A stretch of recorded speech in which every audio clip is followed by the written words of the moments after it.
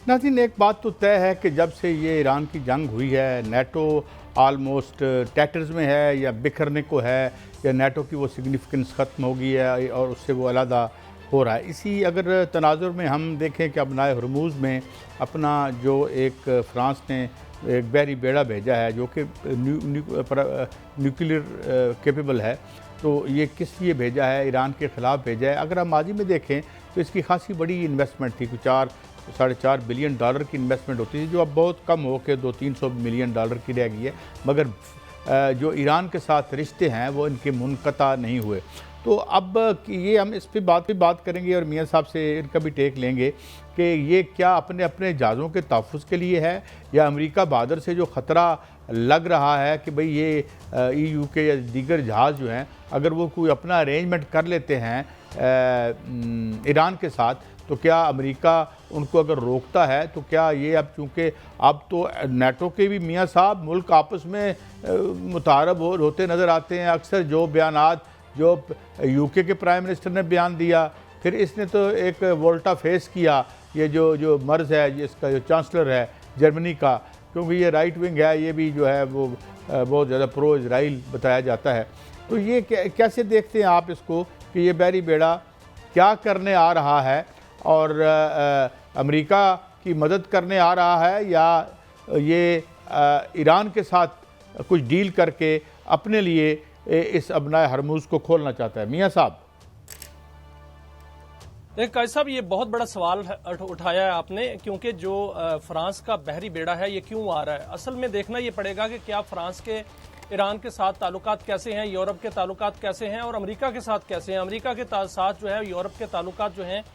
वो point of no return की तरफ जा रहे हैं, क्योंकि नेटो के मामले में अमेरिका जो है वो यूरोप को बाकायदा तौर पर नज़रअंदाज कर चुका है और उनको कह चुका है कि अमेरिका नेटो का हिस्सा नहीं है, हम नेटो की मदद नहीं करेंगे। यहां तक उनको कह चुका है कि फलां की बारी फ्रांस की बारी या फलां की बारी आएगी। तो जो यूरोप है उसका जो सारा रुझान है वो ईरान की तरफ है। पिछले दिनों जब यूरोपीय यूनियन का इजलास हुआ था तो उसमें यह कहा गया था कि अगर ईरान हमारे साथ डायरेक्ट बात करता है तो हम उन पर जो पाबंदियां हैं वो नरम करने को तैयार हैं। यानी यूरोप डायरेक्ट जो है वो बात कर रहा है और अमेरिका की जो पाबंदियां उनको उनसे निकल रहा है, इसलिए कि अमेरिका को जो वो तो ना कर रहे हैं, इनकार कर रहे हैं। इसलिए जो फ्रांस का जो बहरी बेड़ा आया है वो ईरान के खिलाफ नहीं आया, वो इसलिए नहीं आया, या वहां से जो रवाना हुआ है वो इसलिए रवाना नहीं हुआ कि वो आके आबना हरमुज़ में वहां पासदारान इनकलाब जो है उनके लिए थ्रेट बनेगा या उनको जो है वो धमकी देगा या उनके लिए जो है वो खतरा बनेगा, बल्कि वो जो नाकाबंदी वहां की हुई है अमेरिका ने,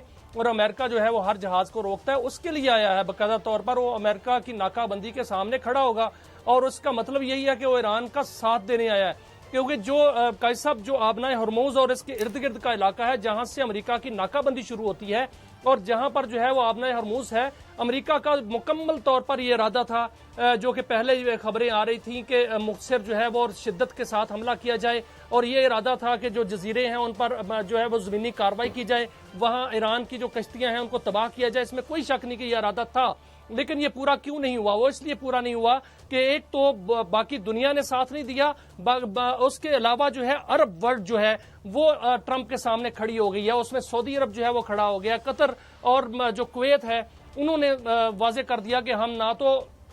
अपने जमीनी कोई अड्डा देंगे और ना ही कोई फैसिलिटी ऐसी देंगे कि जहां से इन मुल्कों से ईरान पर जो है वो हमला किया जा सके। यही वजह हुई है कि ट्रंप साहब जो हैं वो पीछे हटे हैं, सरेंडर करने पर मजबूर हुए हैं। अब वो डील चाह रहे हैं और बार बार ईरान को इस तरह की साथ साथ धमकी भी लगाते हैं कि मेरे साथ डील करते क्यों नहीं, डील करो, मैं डील करना चाहता हूं। तो ये जो आई है, इस नौबत आई है, ये इसी वजह से आई है कि वहां पर बाकायदा तौर पर अरब मुल्कों ने ट्रंप को मना किया है। और जहां तक यूरोप की बात है तो यूरोप ने मुकम्मल तौर पर ईरान के साथ इजहार यकजहती किया है और अरब मुल्कों ने जो है वो इस खित्ते को बड़ी जंग से बचा लिया है। क्योंकि अगर अमेरिका जो है वो बाकायदा तौर पर जो उन्होंने प्रोजेक्ट फ्रीडम शुरू किया था और उसके तहत अगर हमले शुरू हो जाते और अमेरिका हमला करता तो उसमें कई मुल्क जो हैं वो कूद जाते और कई मुल्क जो हैं वो उसका हिस्सा बन जाते, उसमें अरब जो है वो भी हिस्सा बन जाते, उसमें तुर्की हिस्सा बन जाता, उसमें रूस हिस्सा बन जाता, चीन खामोश न रहता, क्योंकि चीन की वहां पर बाकायदा तौर पर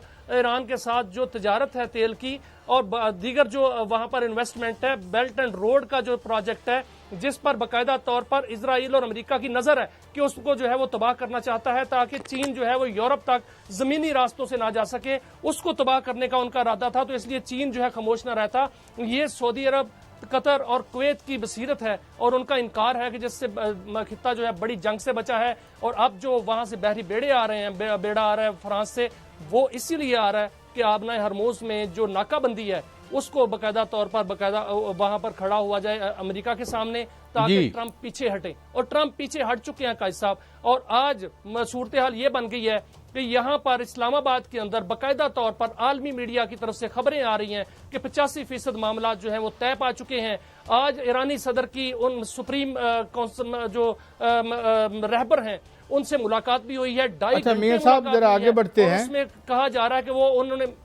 आगे बढ़ते हैं। एक तो अल्लाह ताला से दुआ है कि अल्लाह वो तमाम बहरी बेड़े गर्क करे जो इंसानियत के ख़िलाफ़ है। मगर एक और बात, एक तो मार्क रूबियो को जो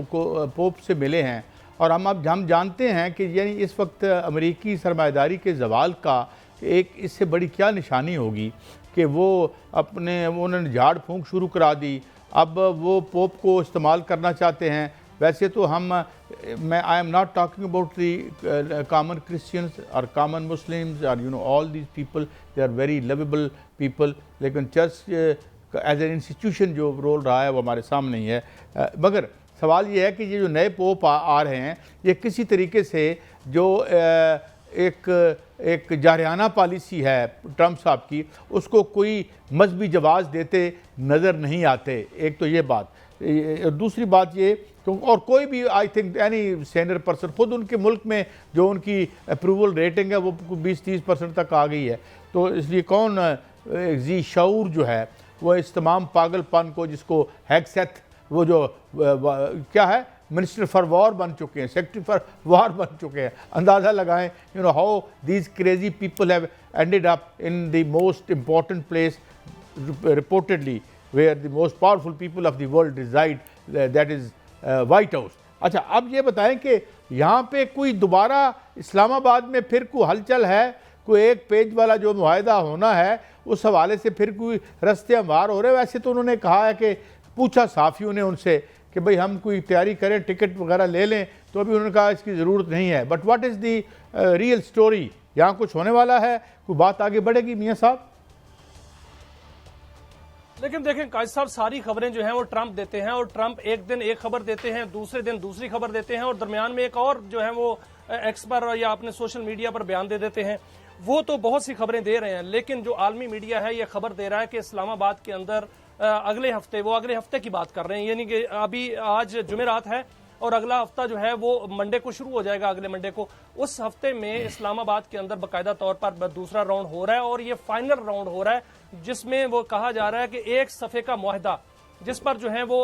मुत्तफिक 85% कहा जा रहा है कि हो चुके हैं। बाकी जो है वो मामला यहाँ बैठ के पर भी बात होगी, क्योंकि जो यूरेनियम अफसूदगी है उस पर जो है बातचीत चल रही है।